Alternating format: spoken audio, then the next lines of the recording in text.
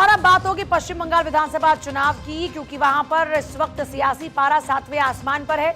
बीरभूम के सैंथिया में रक्षा मंत्री राजनाथ सिंह का वो रूप आज देखने को मिला जिसकी गूंज कोलकाता के नबन्ना तक सुनाई दे रही है।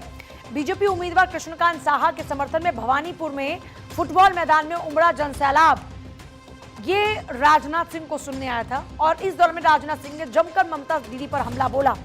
उन्होंने टीएमसी का नया नामकरण करते हुए इसे टोटल मिसरूल करप्शन पार्टी करार दिया और गुंडों को खुली चेतावनी दे डाली। बीरभूम की तपती धूप में राजनाथ सिंह के तेवर भी उतने ही तल्ख नजर आए।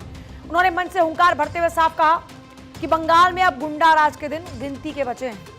राजनाथ सिंह ने कहा कि बीजेपी की सरकार बनते ही अपराधियों का नामो निशान मिट जाएगा। आप सब इतनी बड़ी संख्या में यहां पर मौजूद हैं, इसका मतलब आपने मन बना लिया है कि यहां के बीजेपी कैंडिडेट को भारी मतों से विजय दिलाकर हमको पश्चिम बंगाल की विधानसभा में भेजना। और आपका यह उत्साह देखकर, आपका जोश देखकर मुझे पक्का विश्वास हो गया है कि आपने मन बना लिया है। बहुत हुआ जोड़ा घास फूल, बंगाल मांगे कमल का फूल। लगता है मुझे आपने मन बना लिया है। हम कैसा बंगाल बनाना चाहते हैं? हम बंगाल बनाना चाहते हैं, सशक्त बंगाल बनाना चाहते हैं, मजबूत बंगाल बनाना चाहते हैं।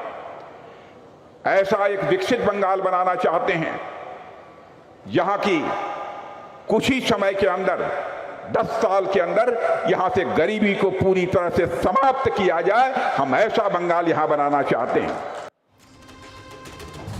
रक्षा मंत्री यही नहीं रुके, उन्होंने उन लोगों को सीधे शब्दों में चेताया जो बंगाल की जनता को डराते हैं, धमकाते हैं। उन्होंने कहा कि 2 मई के बाद टीएमसी के गुंडे या तो जेल में होंगे या फिर ऊपर भेज दिए जाएंगे। सुरक्षा के मुद्दे पर राजनाथ का रुख बेहद आक्रामक रहा। आज हमारे प्रधानमंत्री के नेतृत्व में देश लगातार आगे बढ़ रहा है। मैं ममता दी आपसे पूछना चाहता हूं, जब देश आगे बढ़ रहा है तो पश्चिमी बंगाल यह क्यों पीछे है? इसके पीछे क्या कारण है? यह बंगाल की जनता जानना चाहती है।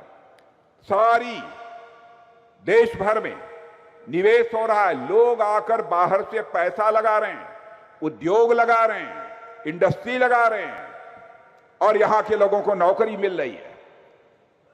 लेकिन टीएमसी सरकार में जो इंडस्ट्री हैं, जो उद्योग हैं, यहां लोगों को काम देने की बात तो दूर, वहां पर उत्पादन होने की बात तो दूर, आज सारे के सारे इंडस्ट्रीज वाले भी, उद्योग वाले भी बाहर जा रहे हैं। यहां पैसा लगाने वाले लोग भी, ताकि आपकी गरीबी दूर हो सके, यहां की समस्याएं दूर हो सकें, वह पैसा लगाने से डरते हैं कि पता नहीं यहां के कुछ जो है गुंडे बदमाश क्या कर देंगे और सरकार का संरक्षण हमको प्राप्त नहीं होगा। इसीलिए इसी डर से वह बाहर जा रहे हैं। राजनीतिक हमलों के बीच राजनाथ सिंह ने ममता दीदी के बजट और विकास मॉडल पर भी बड़े सवाल दागे। उन्होंने आंकड़ों के जरिए दीदी की घेराबंदी की और पूछा कि आखिर उद्योगों की अनदेखी करके बंगाल के युवाओं को रोजगार कैसे मिलेगा। उन्होंने दर्द साझा किया कि जो बंगाल का भी रोजगार दिया करता था, आज वहां का युवा प्रवासी मजदूर बना हुआ है। टीएमसी के शासनकाल में लगातार बंगाल के हालात बद से बदतर हुए। ममता जी ने नारा दिया था, बंगला निजेर मेई के ईशाई। बंगाल अपनी बेटी को चाहता है, लेकिन यहां की माताएं, बहनें और बेटियां भी अपने को सुरक्षित नहीं महसूस कर रही हैं।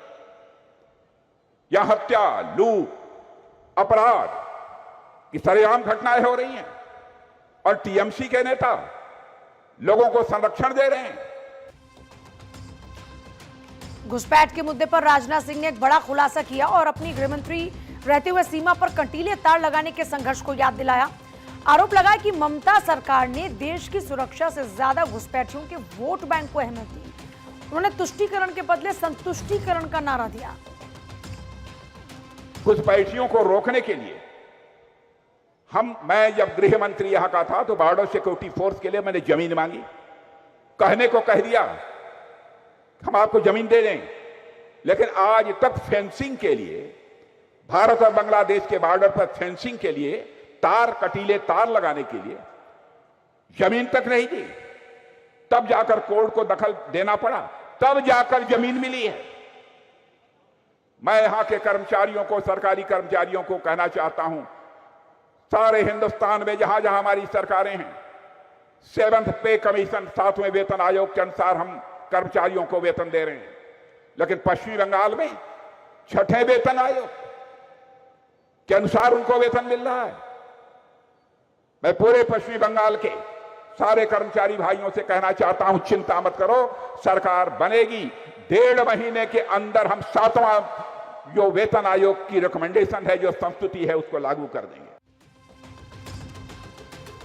राजनाथ सिंह ने अपने संबोधन के अंत में बंगाल की महिलाओं और बेटियों की सुरक्षा पर चिंता जाहिर की और शिक्षा घोटाले को लेकर ममता सरकार को घेरा। उन्होंने जनता से सिर्फ 10 साल मांगे और दावा किया कि भीषण गर्मी में उमड़ी ये भीड़ इस बार जोड़ा घास फूल को उखाड़कर कमल खिलाने का संकल्प ले चुकी है। और एक बड़ी खबर इस वक्त है, सीधे बड़ी खबर का फिलहाल रुख करेंगे और देखिए बड़ी खबर, जशपुर में प्लेन क्रैश